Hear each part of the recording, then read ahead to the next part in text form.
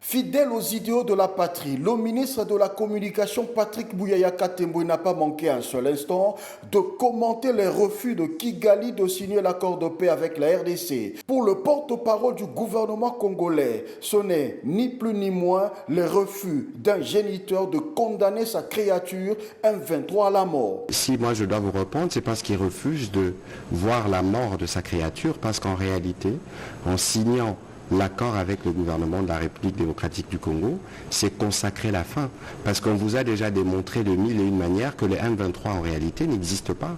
C'est un groupe des supplétifs de pantins qui sont recrutés pour le besoin de faire la couverture de ces œuvres malsaines qui consistent principalement au pillage de nos ressources. La guerre, elle est économique. Le mobile qui sont poursuivis par les M23, c'est de s'emparer des zones minières pour être sûr que nous continuons ou que le Rwanda continue à s'approvisionner depuis 30 ans.